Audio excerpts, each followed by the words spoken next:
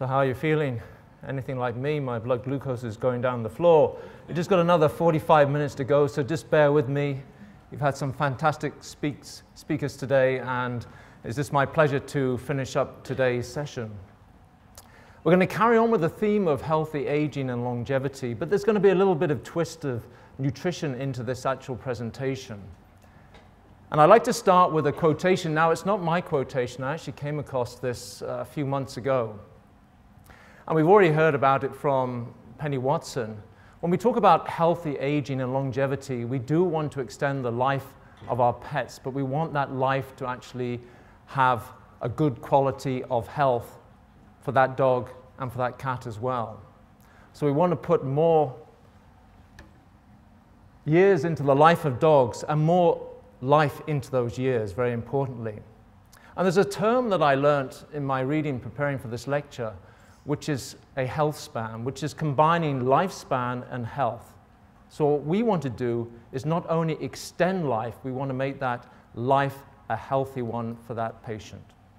And you're very, very important to this. You're critical to this actual process.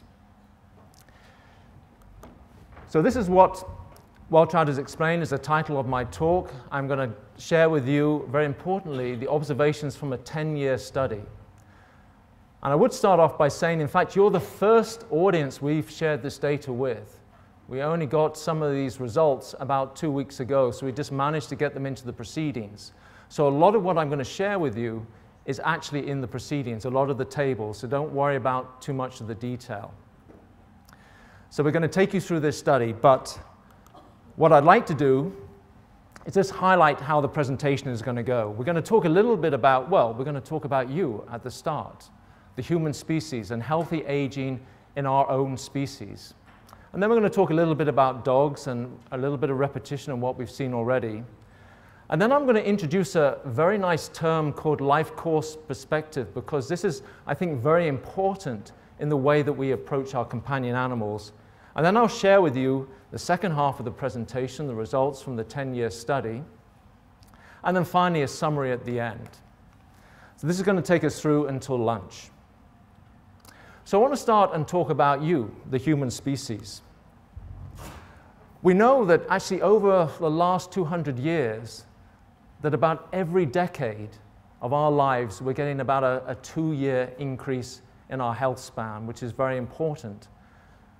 Now, earlier, this came about by improving child mortality, which we know is a critical factor, especially in still the developing world.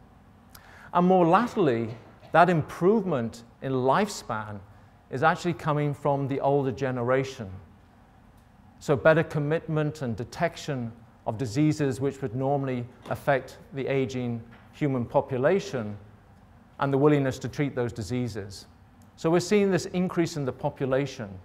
And I came across the second line is a figure I came across from the United States, where they're showing in actually a relatively short period of time, in 2030, that almost 72 million of their population will be over the age of 65. So that's quite a seismic shift in the population.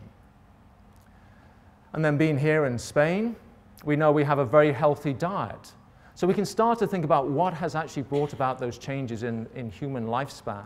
And definitely diet is important, the Mediterranean diet. Reliance on oils, less on fats and red meats, on white meat like fish, very importantly.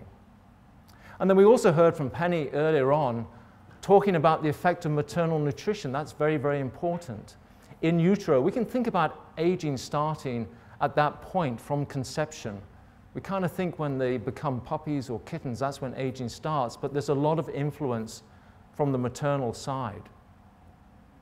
Now we know that smoking or alcohol intake is one critical factor, but also socio-economic background can affect the lifespan of the offspring. But then interestingly enough, in humans, the younger the mother, when she gives birth, the more chances her children will have to actually live a long health span. So there's something going on in utero, and we're just going to focus a little bit as we go through this presentation more on what happens once those puppies have been born. So maternal nutrition is very, very important. But our focus is very much going to be on the nutritional side of, well, can we help improve the aging process, and can we help put more life into those years of those dogs? So we think about aging. Now, Penny has quoted some very nice literature, and there's a very good reference which you'll find in Penny's script from Lopez-Otan, which is on the hallmarks of aging, so I encourage you to read that reference. But we can think about aging as this process that brings about changes physiologically. So changes start to take place that make us more vulnerable to death. But aging doesn't have to be like that. We don't have to associate aging with disease. So we like to talk about healthy aging. And nutrition, as we'll see, is a key component of that. And in fact, a recent reference coming out in 2013 by O'Neill and others in the UK was looking at some of the data that's already been shared with you from Spain and some of the other data from other countries about the longevity of dogs. And I think this is critical for veterinarians in our treatment and management of the aging patient, is if we have that better understanding of what really drives aging and longevity, and importantly, healthy aging, healthy longevity, then this is going to be very important for our clients and obviously for their pets. And if you wish to see some nice references, I've put these in the copy of my proceedings by Bellows. There's 2 references that came out at the start of this year, which highlight what do we really mean by healthy aging. And then we can think about, well, what factors affect aging? Now, there's a very important study that's always quoted about Danish twins, human twins, quite a long time ago. It's published relatively recently, but the twins were born quite a long time ago. And from that, we get this classic split between 25 and 75%. 25% of longevity is coming from genetics. But then that leaves this massive 75% that is environmental. And you've seen some of the factors that can actually compound that environmental effect. But within that 75% is nutrition. So for us, it's a great opportunity. And that's going to be very much the core of the second part, looking at this 10-year study. And then I just want to bring you back to this paper by Lopez-Otan, which is based on human hallmarks of aging, but rather ironically, it refers to many animal species as he takes you through the actual 9 key hallmarks of aging, and I've highlighted them in the boxes. And the important thing is, on the right-hand side in a different color are 3 key areas I'd like to come back and revisit as I go through this 10-year study, because what we're trying to do is to say, well, what effect has nutrition had on the aging process? And those were 3 that I kept on coming back to as I started to put the talk together. So loss of proteostasis, which is protein homeostasis. We get dysregulation of nutrient sensing, and that could be explained by hyperinsulinemia and hypoglycemia that we see in aging but also overweight patients. And finally, altered intercellular communication that can come from inflammatory cytokines which come from adipose tissue. So I'm going to come back and revisit that.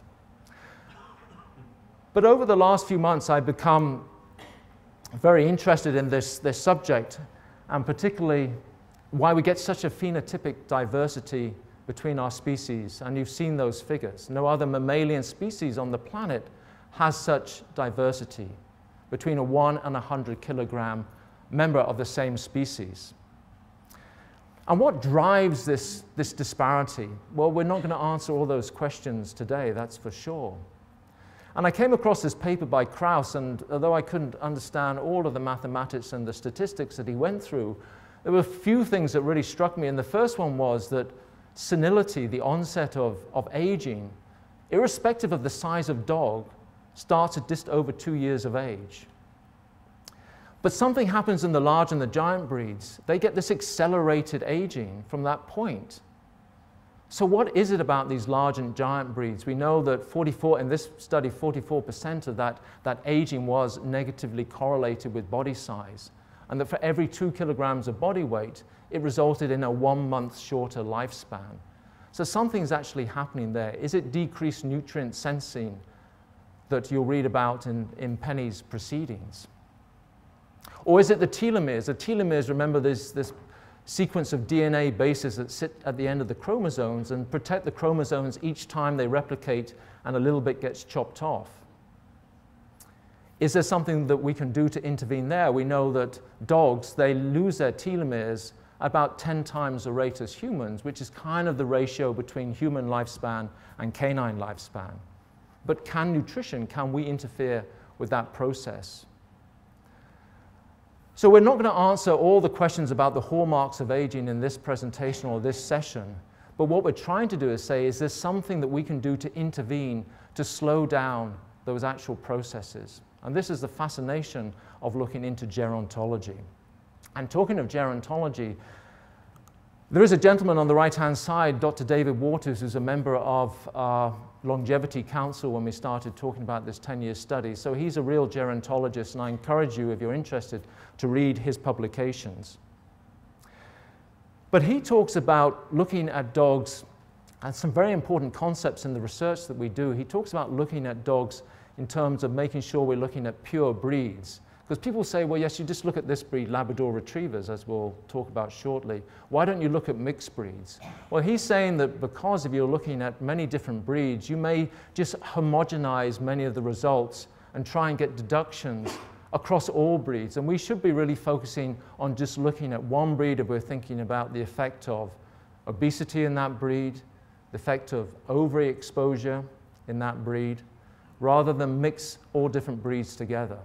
So it may well have to change our way of thinking about research.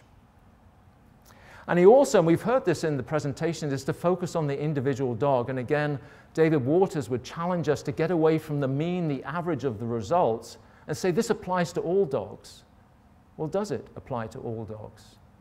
So we can think about a more tailored approach to our dogs, not just on a breed size, but on a purely individual process as well. And then there's two important concepts that he brought up. These are not mine. I just simply plagiarize the journals that I read. But I love these two concepts because they really help me put together and explain this presentation. And the first one is a life course perspective. And that's to say that interventions that you and your clients make at any stage of that animal's life can have an important impact. There are windows of opportunities that you can take advantage of, whether it's a puppy stage, in utero, whether they're young, old, that can have an impact. And these windows of opportunity are something that we need to think about and exactly what they are and where they occur. The obvious ones, worming, vaccinations, but are there others from a nutritional perspective? And then finally, his second concept is whole organism thinking. Now, typically, the way I think is, yes, it's either left, right, it's black or white, it's good or bad. And what David Waters is encouraging is to think us that interventions, these windows of opportunities, may be both good and bad, not just good or bad, one or the other. They can be both.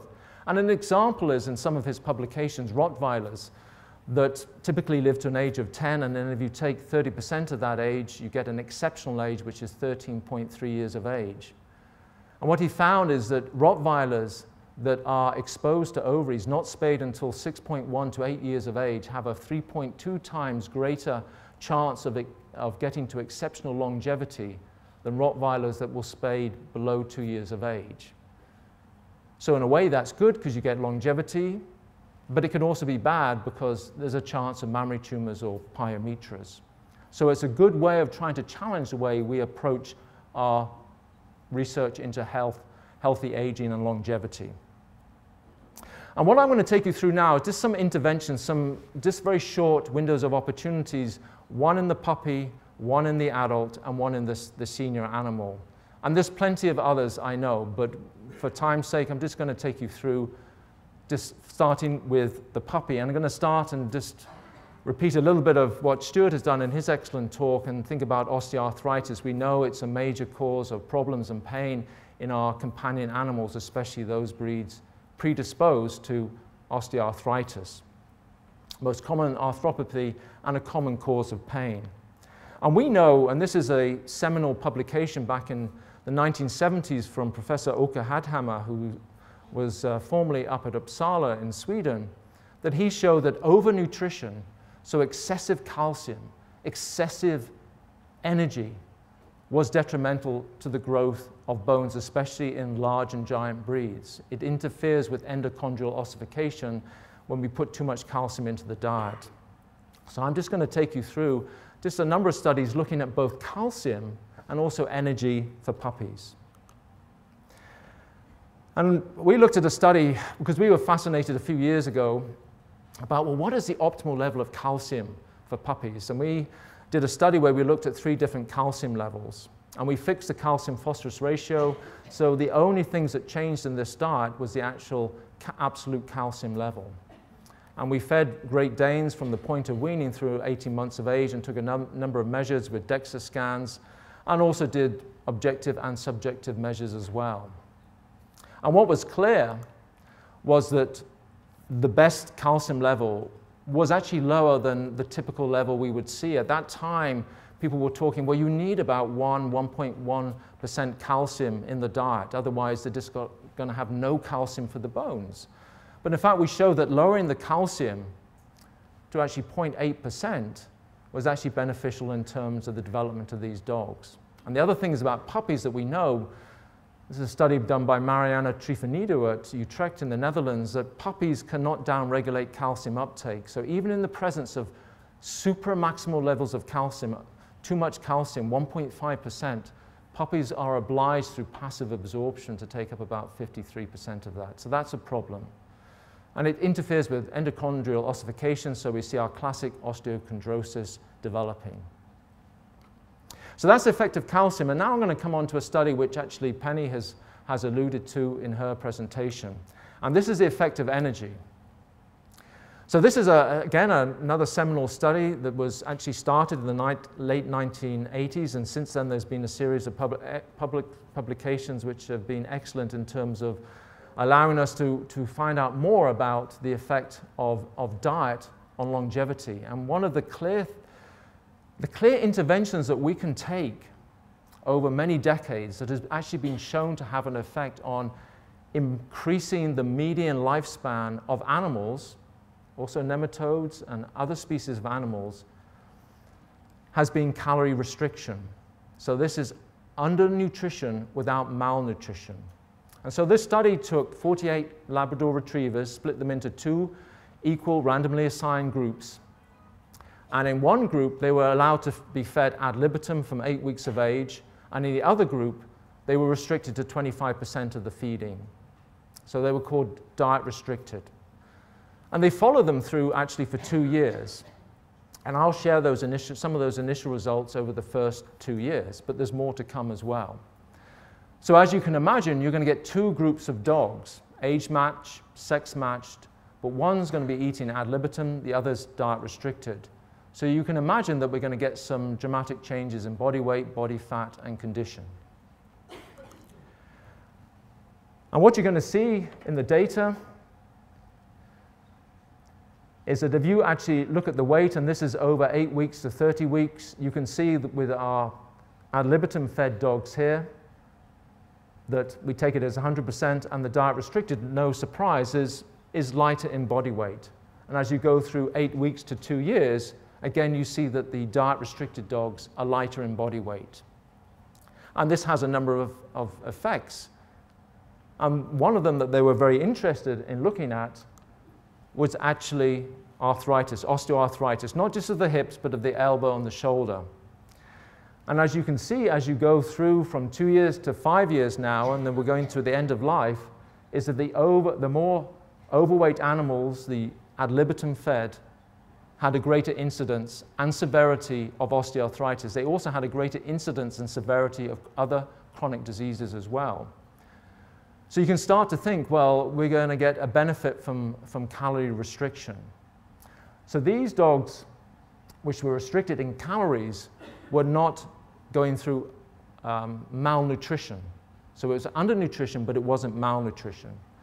So we can already start to think when we give advice to our clients about what is the best role that they should play with that puppy as they want to take it through into adulthood. And one of the key roles is to keep that puppy lean as it goes through into adulthood and to maintain that lean body condition. And then what happened after 2 years, they thought, well, actually, we're getting quite interesting results, so we're going to carry on with this study. So they did carry on. And so now what I do is take the same group of dogs, the same two split group of dogs, and take you through some of the results that they looked at when they continued the study. It became an end-of-life study. So they carried on until the very last dog had died.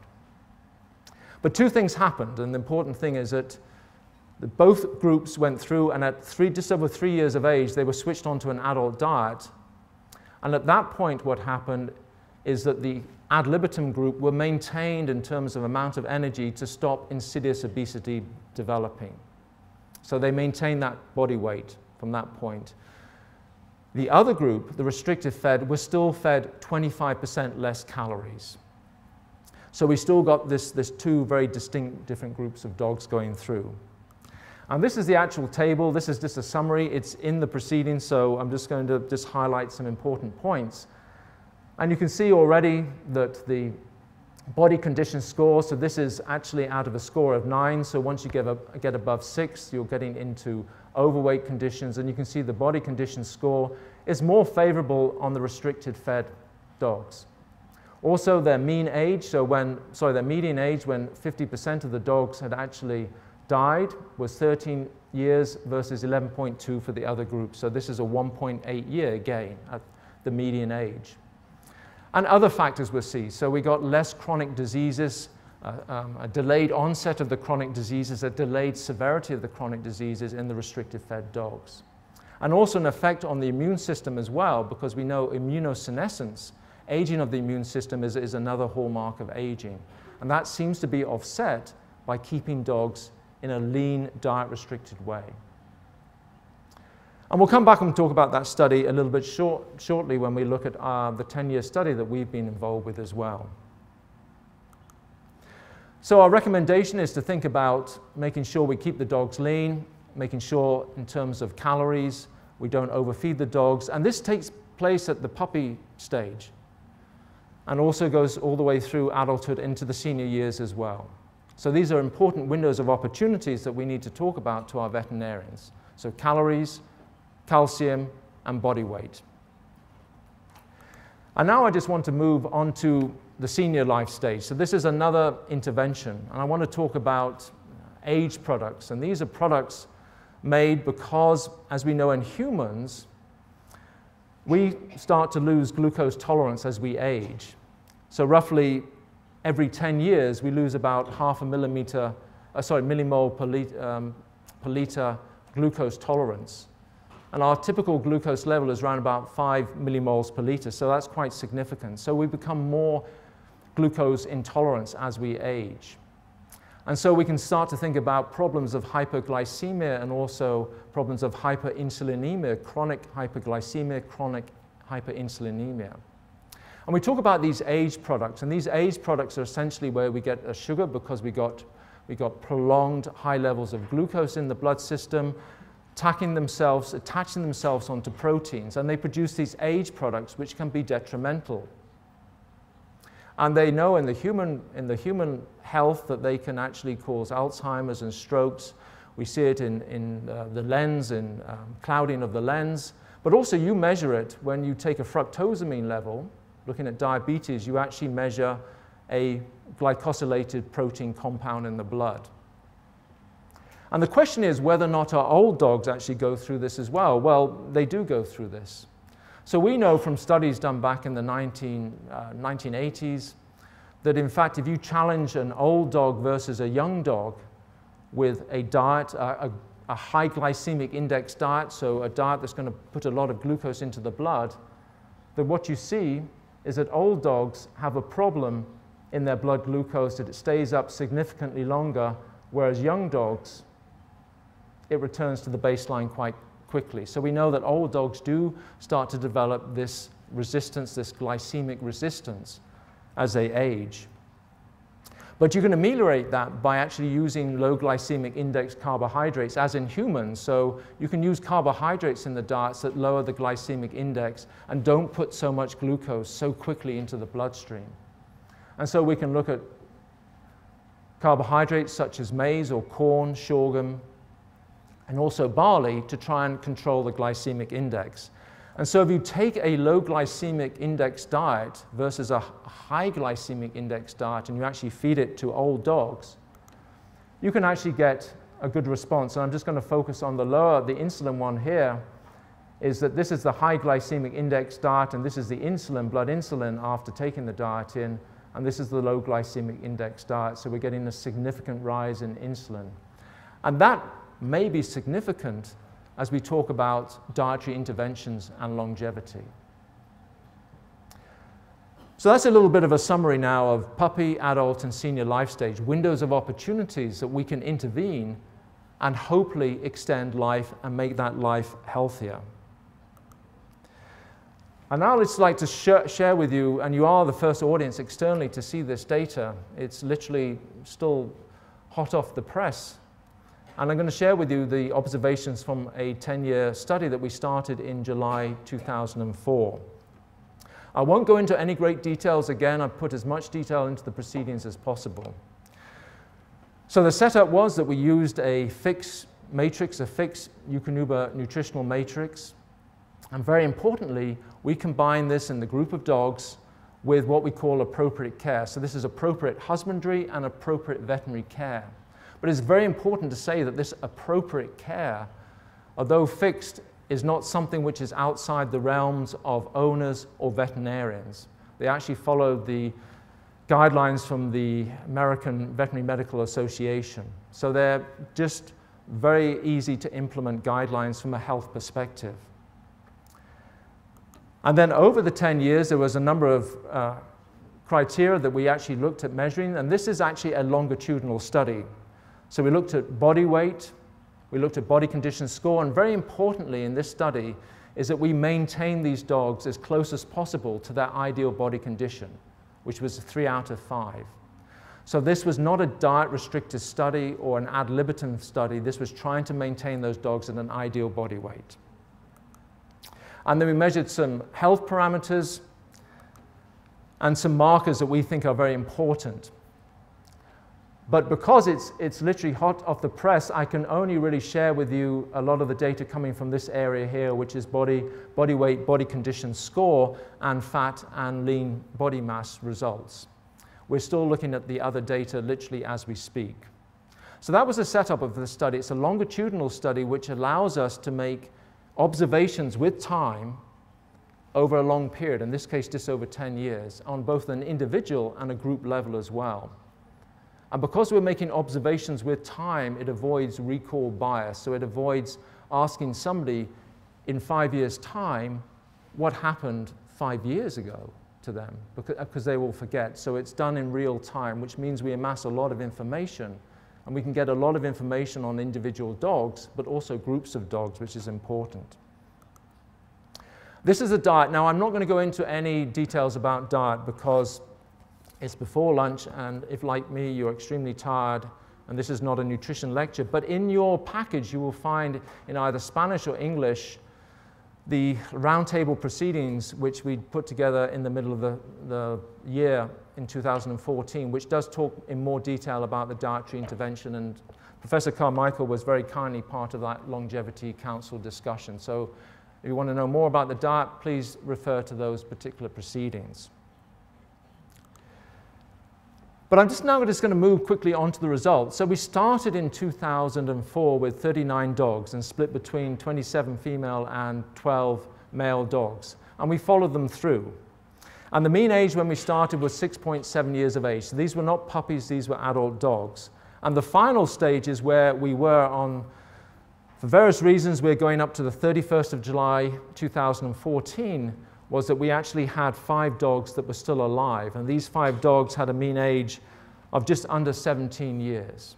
So quite an exceptional age. And I'm just going to take you through now a little bit of of the deductions from the study and some of our thoughts about why we've got so many dogs to have such an exceptional age. But the first thing that we actually had to do was create a number of lifespan groups. So we wanted to categorize these. So we worked with a group of external veterinary experts who reviewed the literature for about 2,000, just over 2,000 Labrador retrievers from the peer-reviewed literature. And they came up with an average age for Labrador retrievers of 12. So typically a Labrador retriever would live to 12. And therefore, around that age of 12, we created 3 lifespan groups. The first lifespan group was called typical, which was from 9 years of age up to 12.9 years of age. And then long was from 13 years of age up to 15.5 years of age. And then exceptional was from 15.6 years of age onwards. So 3 distinct groups. And the reason why we take 15.6 as exceptional, because the literature will tell you, you take the average age, in this case 12, and add 30%, it gives us 15.6 years of age. That is taken as meaning exceptional aging. So any dogs that met or went above that were exceptional aged. So those were our 3 groups. So very much the way I'll present this data will be according to those 3 groups. And when we actually looked at the split of the dogs, and again, this is in the proceedings, so don't worry too much. When we looked across each group at the median age of each group, so when 50% of the dogs had died, and the mean age, what we found is that each group was statistically significantly different to the other. So we do have 3 distinctly different groups to look at, and their results as well. So that's very important. And we were working with a couple of statisticians, Jerry in Oxford, the University of Oxford, and Vicky Adams from the UK, who are looking at these figures and generating the statistics and have been a great help in doing so. And then when we started to look at some of the more in-depth parameters, this looks like a scary graph, this is before lunch, but this is actually a quadratic curve. It's called quadratic curve because it comes from a quadratic equation. That's what I can find on Google. But a quadratic curve is simply a curve that goes up and comes down, so it has this inverted U shape. But what was important when they looked at this is body weight, and although this curve is not the exact one which ties into the results, because I don't have that, this is the best I can do for right now, given the stage we are analyzing the results, it does help explain, is that you can see that up to the age of 9, we got both, all 3 groups of dogs. This is putting on body weight. This is in terms of putting on body weight over per dog per year basis. And then you can start to see it then starts to come down. But something's happening in this period here, which is 9 to 13 years of age. So when they started to look into the analysis of the body weight, what we saw was that in this up to 9 years of age, there was no significant change in the slope of these curves. But then what we found is that here in this long group compared to the exceptional group, that there was a greater loss on a kilogram per dog per year basis, significantly different. So when we look at this, we wonder, well, is there possibility? Because if you start to think that this is going up quite rapidly and then coming down quite rapidly, and the same with the normal dogs here, the typical dogs, which were the youngest dogs in the group, which all had died by the age of 13, hence the line stops.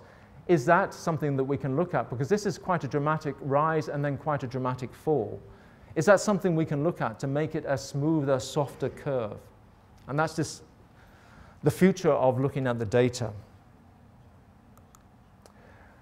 And yet another table. I'm not going to go through this line by line because, again, it's in your proceedings. But what we found when we looked, and this is actually up to 13 years of age, so we decided to take this data up to 13 years of age because it includes all of the dogs. Remember, the typical dogs were dogs that lived between 9 and 12.9 years of age. So by taking 13 years of age, we got all the dogs in there.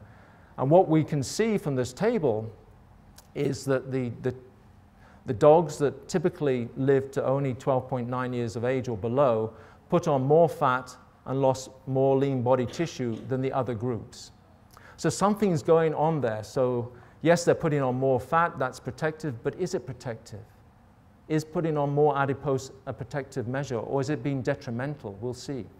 But then they're losing lean tissue, and that's bad. Those of you with aging parents will know that it's a problem in the aging population of losing lean body tissue, in particular muscle mass. So we're starting to get a shift, an increase in fat and a loss in lean tissue. And I will put together some arguments where I think that that is probably very, very significant. But one of the things I want to finish off in the results is that obviously we've got a lot of females, less males. And was any effect of gender, was any effect of the female-male ratio, and was any effect of spaying, because all of these dogs were either spayed or neutered as they entered the study.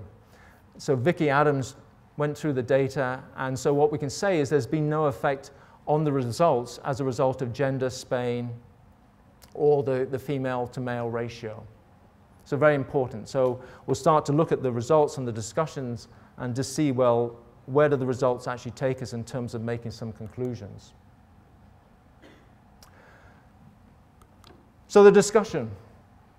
Well, what we're seeing with those dogs which were in the youngest group, so in the typical group, that they were putting on more body fat compared to the other groups. They were losing lean body mass, which is probably almost going to be entirely down to lean muscle tissue. So that's detrimental.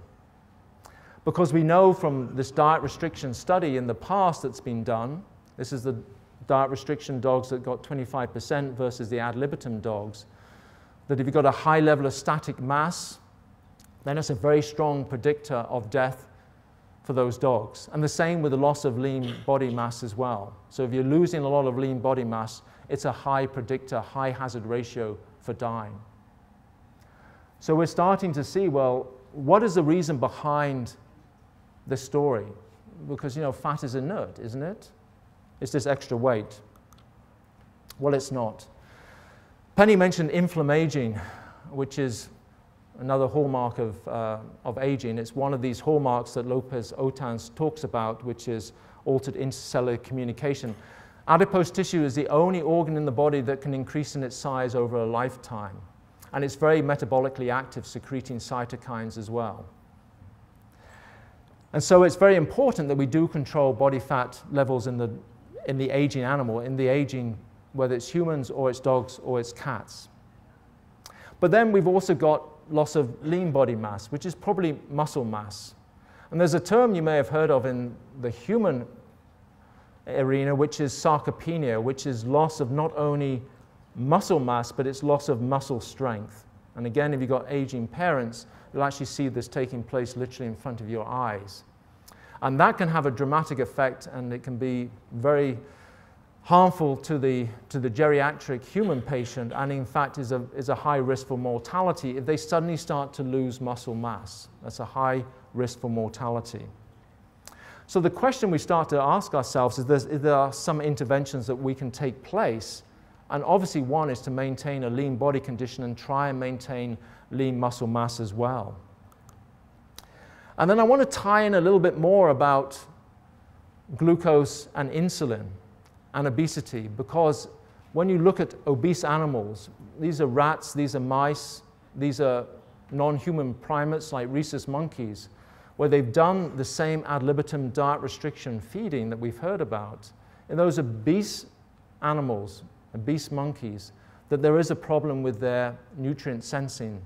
They become chronically hyperglycemic and also hyperinsulinemic. And we know in monkeys that this hyperinsulinemia has a dramatic effect on their lifespan. And we know when we come to the dog species that when you compare ad libitum versus restrictive fed, that in the restrictive fed, the leaner dogs, that you get an improvement in the insulin sensitivity. And that may well be an important key part of this hallmark of aging, this nutrient sensing. And they knew from this study, this diet restriction study that I've referred to in the past, that if they had better control of their insulin, so better insulin sensitivity, that was actually conferred a lower hazard of the likelihood of dying. So maybe through our control of adipose tissue, what we're getting is a reduction in the risk of inflammaging cytokine production and we're also getting a reduced effect on the glycemic control. And remember, the glycemic control is also going wrong in an aging healthy dog as well. So you combine the two, an aging dog and an overweight dog, then you're going to get a definite effect on the glycemic control. So you can start to think about optimizing the body weight as best as possible. And the figures from the literature, I would say, for a Labrador Retriever are a little bit alarming, because the threshold of body fat when it's believed that you're going to start to lose this insulin control is only around about 20 to 25% body fat before you start to see problems of insulin resistance. In monkeys, it's put around about 22%, and the human species, we get a little bit of a let-off. We get about 28% body fat before we start to get an effect on insulin resistance. So we can think about trying to control body fat and also feeding low glycemic index carbohydrates to try and help maintain glycemic control. And the last one before I just go to the last few summary slides is proteostasis, which is protein homeostasis. Whether we like it or not, we're going to lose protein mass as we age, from a youngster through to our geriatric years. And we know that control of that, and again, this is one of the hallmarks of aging, losing this proteostasis. If we can control that, and this is being shown experimentally in different species, mammalian species and nematodes as well, that if you can try and help slow that down, if you can try and help control that, then that does have an effect on lifespan. So there are certain proteins called heat shock proteins, of which a group are called chaperones, which help to maintain proteostasis. And if we start to lose these heat shock proteins, we start to lose proteostasis, and that's important. So again, we tie this back into lean body tissue, lean body mass, and muscle mass. Are we looking at trying to preserve that in a better way, trying to stop that inevitable decline or rapid decline in muscle tissue, because that has been strongly linked to risk of mortality. And we've actually done some studies in the past in both fox terriers and Labrador retrievers, and just show you a young versus an old Labrador retriever. And as Penny said, that yes, you can see the physical difference, but what you can't see is on the right-hand side the results of the DEXA scan looking at body fat and lean body tissue loss. And we can see here with the body fat that both fox terriers and Labrador retrievers put on body fat, and these are supposed to be healthy, normal dogs, and you can already start to see that a young Labrador starts off with about 25% body fat. So it's going to be a struggle in certain breeds, and this is why we've got to start getting away from thinking about the mean and start to think about individual breeds and stop homogenizing all the breeds together. And then when you look on the bottom with the loss of lean body mass, you get a more disproportionate loss in the fox terrier. So again, it brings us down to thinking about each individual breed, and not every breed as being treated the same. So are these some of the key dietary interventions that we can make to try and offset some of this inevitable decline in lean body mass and incline in adipose tissue?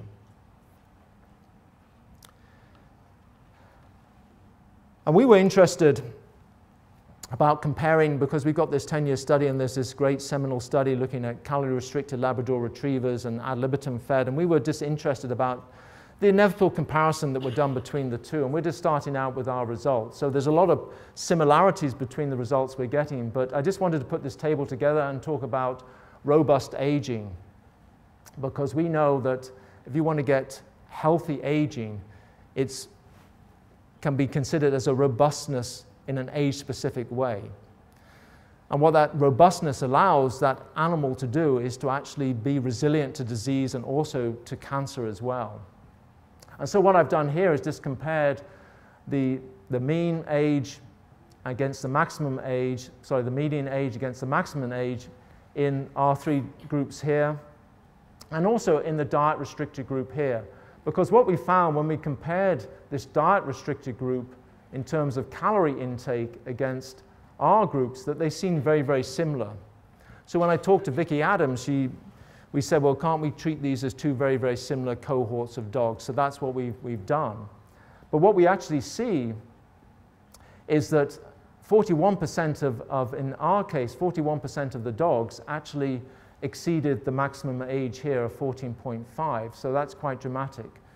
And we saw that 11 dogs, or 28% of our dogs, actually got to this exceptional age, yet 41% went past this 14.5. So is something actually happening with these dogs? Can we make a fair comparison between these studies? And so what Vicky did is actually did some cumulative plotting only a couple of days ago, and it's a little bit difficult because this has been taken directly off her software computer. But what this is showing is with the age along the horizontal axis, and what we see here is the mortality on the vertical axis, and what she's taken in blue is the study that we were involved with. So we're starting off actually at 6 years of age, so she's adjusted all the figures starting at 6 years of age when we started our study. And in red is the calorie-restricted group of Labrador retrievers, and this line here is actually a group of UK Kennel Club retrievers, Labrador retrievers, in a survey that was done, which represents just over 500 dogs. These were dogs living at home, and this is the ad libitum fed dogs here on the left-hand side. And the statistics show that in fact these two middle groups, the Kennel Club and the diet restricted, are in fact statistically the same, but the study done here is actually statistically different to all the other three groups. So we feel confident that there is something happening in this group of eukanuba-fed dogs which is allowing them to get to this robustness, to this 15.6 years and beyond aging, the exceptional age. And so we're now starting to think, well, what is it? And that's where we are now. We've done some of the early analysis, but we really want to start to look at some of the other data that's been accumulated over 10 years. So in summary, what we got is a 10-year study, just over 10 years, started in July 2004, where we've taken fixed nutrition plus fixed appropriate care in a controlled environment. We got a robustness against disease. We know that we've got a robust group of dogs that in human physiological terms can be 100, 105 years of age, yet they seem to have escaped serious disease. So what is it in these group of dogs that has allowed them, compared to the other typical or long group of dogs, that has allowed them to become robust and have escaped serious disease and gone on to an exceptional age? So our next steps is to look at some of the other variables that have been gathered in the study and just to compare with time, looking at individual dogs and looking at groups of dogs and seeing is there some aid that we can give veterinarians so that you can look at all dogs and make some very sound recommendations to make sure that we can actually improve aging, but also making sure that that aging is healthy, so the health span of that dog is maximum. And that's the next stage. So we're really in the early phases now of looking at the data. We feel very confident with the data we've got now, and Vicky's very excited to take this forward, and we're very excited. And we hope that as we go through, we come with more regular updates to say where we are with the evaluation. So it wasn't meant to be a lecture on nutrition. The idea was to really stimulate you, to make you go away and to think about, well, should we change what we're doing now? And should we consider more about our protocol with these dogs to take them through their aging process in a healthy way? And finally, my penultimate slide is just some acknowledgements. I'd like to thank the fellow speakers. Stuart had to go off and catch his plane. I'd like to thank our statisticians, Vicky Adams and Stephen Jerry, for going through all the figures. Also thank my colleagues, Waltraud, who's put up with all my missed deadlines over about the last month and a half. She's done a great job pulling together this seminar, doing the proceedings. Also, the help of Miguel and Marisol as well from the Spanish team, and also Roxanne, who sits here very quietly with an aging Bernese mountain dog called Cleo, who is really aging in a, I would say, in a very healthy and happy way. And with that, I leave you now to your, well, you've gone through calorie restriction for the last few hours, so I leave you now, I'm not suggesting ad libitum feeding, but I leave you now to your calories. So thank you very much.